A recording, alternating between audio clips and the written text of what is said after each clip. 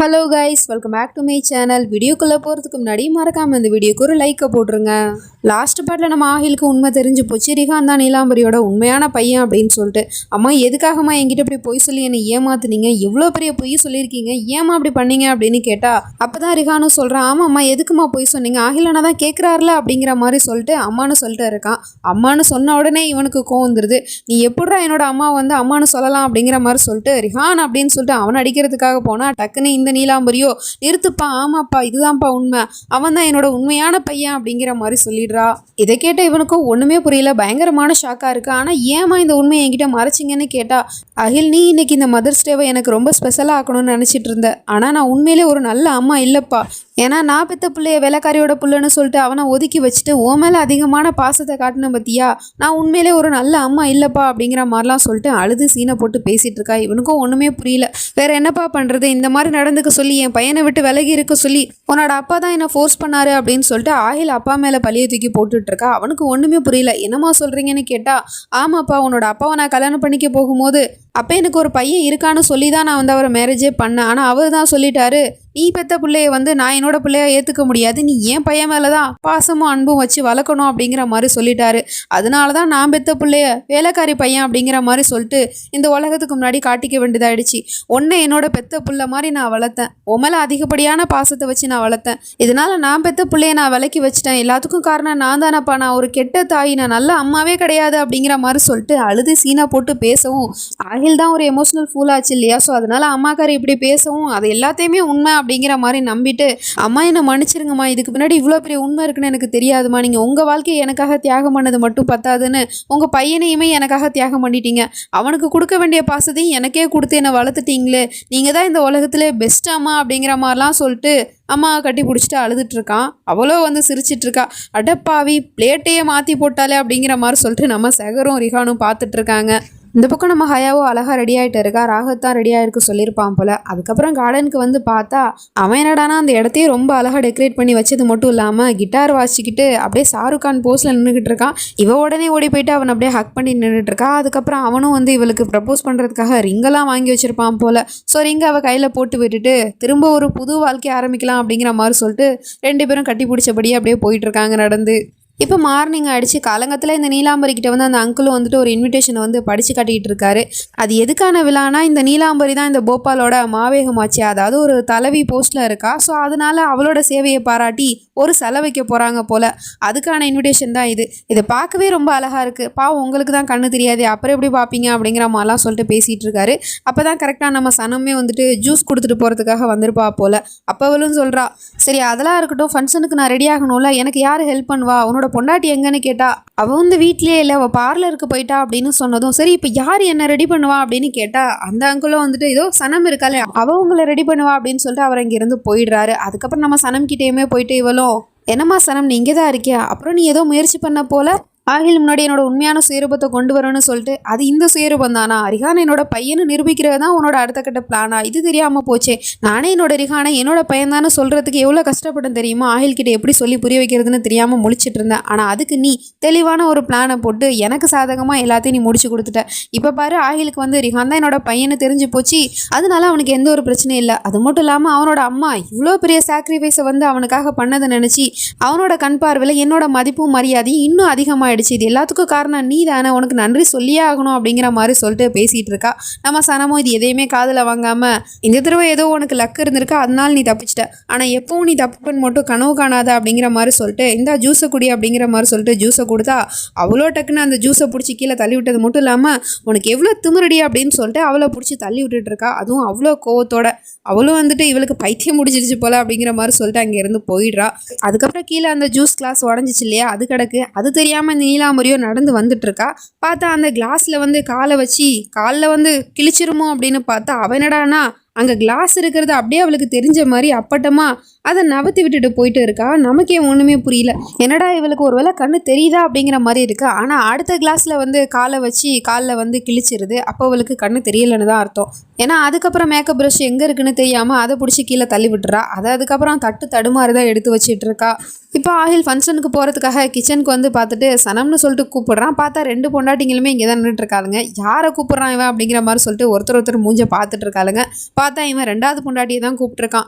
சனம், நான் ஒன்றை தான் கூப்பிட்டேன், பார்ட்டிக்கு ரெடியாகு போ அப்படிங்கிற மாதிரி சொல்லிட்டு அவளை அனுப்பி வச்சிடறான். அதுக்கப்புறம் இவகிட்டையுமே சொல்கிறான், நீயும் ரெடியாகு, ஆக்சுவலி நான் ஒன்றை தான் இங்கே கூப்பிட வந்தேன் அப்படிங்கிற மாதிரி சொல்லிட்டு இருக்கான்.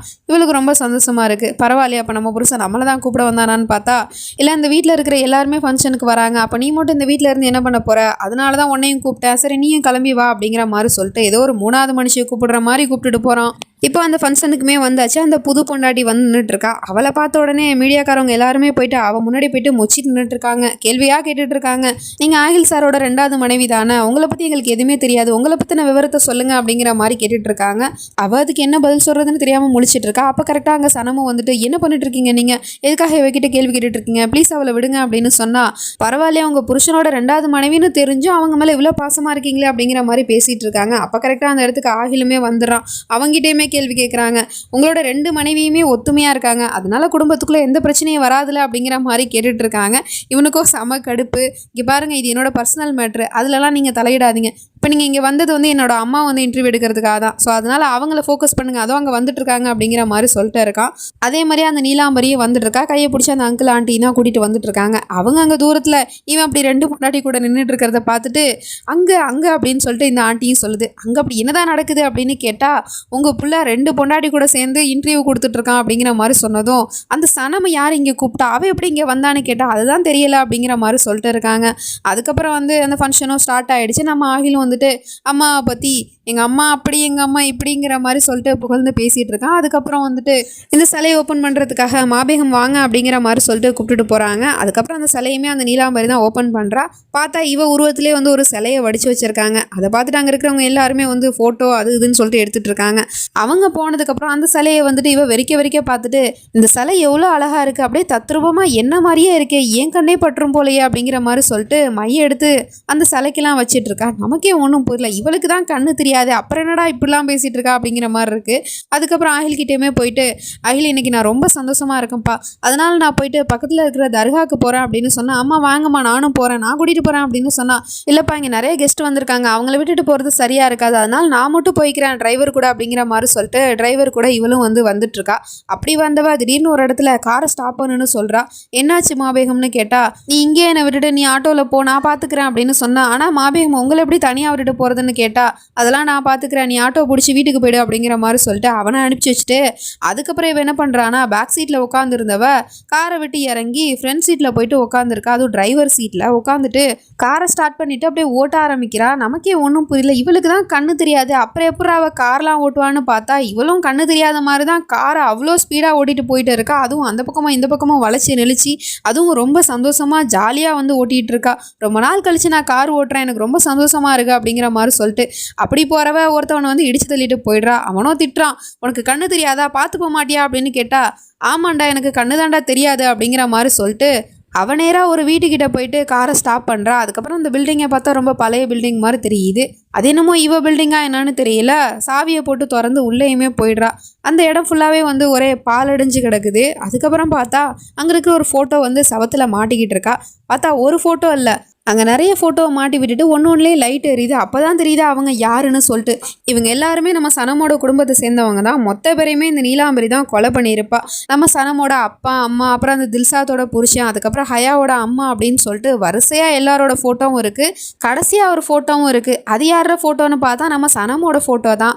ஆட்டமே இனிமே தான் ஆரம்பிக்க போகுது அப்படிங்கிற மாதிரி சொல்லிட்டு நம்ம சனமோட ஃபோட்டோவில் கத்தியை தூக்கி போடுறா. கரெக்டாக அந்த ஃபோட்டோவில் போய் அது குத்திக்கிட்டு நிற்கிது. அப்போ அவளுக்கு கண்ணு தான் தெரியும் போல் அப்படிங்கிற மாதிரி இருக்குது. பார்த்தா என்ன நடந்திருக்கு அப்படின்னா, ஃப்ளாஷ்பேக்கில் 3 பேர் வீட்டுக்கு வந்தாங்க இல்லையா, தொழுகை நடத்துகிற மாதிரி மாறு வேஷத்தை போட்டுட்டு. அவங்க 3 பேர் வேறு யாரும் இல்லை, இந்த உலகத்திலே ஸ்பெஷலிஸ்டான டாக்டர்ஸை தான் வர சொல்லியிருக்கா. அவங்க 3 பேருமே டாக்டரு. அவங்க வந்து இவளுக்கு என்ன பண்ணியிருக்காங்கன்னா, கண் ஆப்ரேஷன் பண்ணிட்டு போயிருக்காங்க. கண்ணு திரும்பவும் தெரியணும் அப்படிங்கிறதுக்காக. இவளுக்கு ஆப்ரேஷனும் நல்லபடியாக முடிஞ்சிருச்சு. ஒரு நாள் வெயிட் பண்ணிவிட்டு அவங்க மறுநாள் தானே போனாங்க விடிஞ்சு. ஸோ அப்போ வந்து கண்ணு கட்ட அவுத்துட்டு தான் போயிருக்காங்க. அப்போவே இவளுக்கு கண்ணு தெரிஞ்சிருச்சு. கண்ணாடியில் அவளோட முகத்தை பார்த்துட்டு அவ்வளோ சந்தோஷப்படுறா. எனக்கு கண்ணு தெரிஞ்சிருச்சா, என்னோட பழைய வாழ்க்கை எனக்கு திரும்ப கிடச்சிருச்சா அப்படிங்கிற மாதிரி சொல்லிட்டு. ஸோ இவ பண்ணுறதெல்லாம் பார்க்கும்போது நமக்கு டவுட் வந்துச்சு இல்லையா, அவளுக்கு கண்ணு தெரியுதா தெரியலையா அப்படின்னு சொல்லிட்டு. இப்போ கன்ஃபார்ம் ஆகிடுச்சு இவளுக்கு கண்ணு நல்லா தெரியுது அப்படின்னு சொல்லிட்டு. அது மட்டும் இல்லாமல் சொல்கிறா, என்னோட கடந்த காலம் ஃபுல்லாகவே நான் இருட்டிலேயே கழிச்சிட்டேன். என்னோட வாழ்க்கையே இருண்ட வாழ்க்கையாக தான் நான் வாழ்ந்துட்டு இருந்தேன். ஆனால் இதுக்கப்புறம் அந்த சனமோட வாழ்க்கையை நான் இருளாக மாற்ற போகிறேன் அப்படிங்கிற மாதிரி சொல்லிட்டு வில்லத்தனமாக சிரிச்சுக்கிட்டு இருக்கா. இவ கண்ணு தெரியாமல் இருக்கும் போதே நம்ம சனமை அந்த பாடுபடுத்திட்டு இருந்தா. இப்போ இவளுக்கு கண்ணு வேற நல்லா தெரியுது. இதுக்கப்புறம் இவளோட வில்லத்தனம்லாம் இன்னும் மோசமாக தான் இருக்கும்னு நினைக்கிறேன். வெயிட் பண்ணி தான் பார்க்கணும். நெக்ஸ்ட் நினச்சி நம்ம அடுத்த பாட்டில் பார்த்து தெரிஞ்சுப்போம். அது வரைக்கும் பை ஃப்ரெண்ட்ஸ்.